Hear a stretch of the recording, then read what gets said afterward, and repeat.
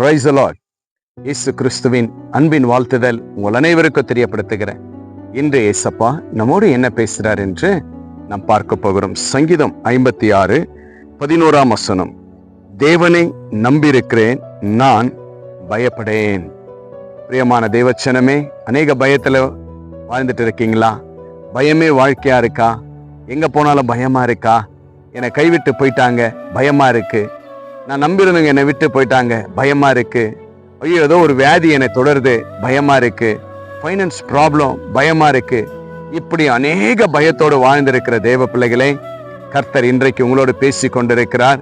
மகனே, மகளே, இதை பார்த்து கேட்டுக்கொண்டிருக்கிற ஒவ்வொரு தேவ பிள்ளைகளிடத்துல கர்த்தர் பேசுகிற வார்த்தை, பயப்படாத, பயப்படாதே, நான் தேவனை நம்பியிருக்கிறபடினால் நான் பயப்படேன். அந்த வார்த்தையை உறுதியா சொல்லுங்க.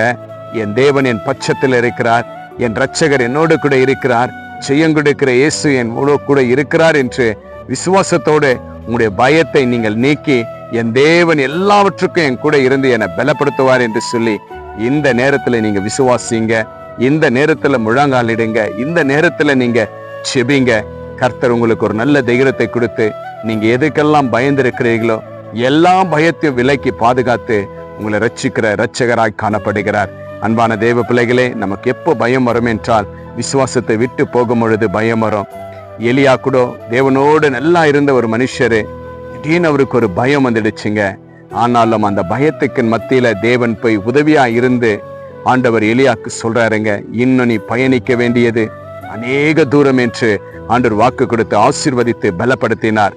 இன்று யாரெல்லாம் பலவீனமாய் காணப்படுறீங்க, இன்னைக்கு அநேக பயத்தோடு வாழ்ந்திருக்கிற தேவ பிள்ளையே, இந்த ஆன்லைன்ல எந்த மூலையில நீங்க இந்த உலகத்துல இருந்தாலும் பயத்தோடு வாழ்ந்திருக்கீங்களா? இயேசு இன்றைக்கு உங்களுக்கு விடுதலை கொடுக்கிறேன் என்று வாக்கு கொடுத்தார் இல்லையா? பயப்படாதே என்று சொன்னார் இல்லைங்களா? நான் தேவனை நம்பியிருக்கிறேன் என்று வார்த்தை இருக்கிறது இல்லையா? நிச்சயமாகவே கர்த்தரை நம்புங்க. உங்களுடைய பயத்திலிருந்து கர்த்தர் விடுதலை கொடுப்பார். நம்மளை விட்டு போகிறவங்க அநேகர் போகட்டங்க, நம்மளை கைவிடுறவங்க அநேகர் கைவிடட்டங்க.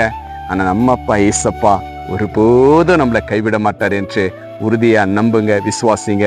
கர்த்தர் உங்களை கைவிட மாட்டார். உங்களுடைய பயத்திலிருந்து கர்த்தர் விடுதலை கொடுத்து உங்களை உயர்த்தி ஆசீர்வதிப்பார். விசுவாசிங்க. நாம் செபிக்கலாம்.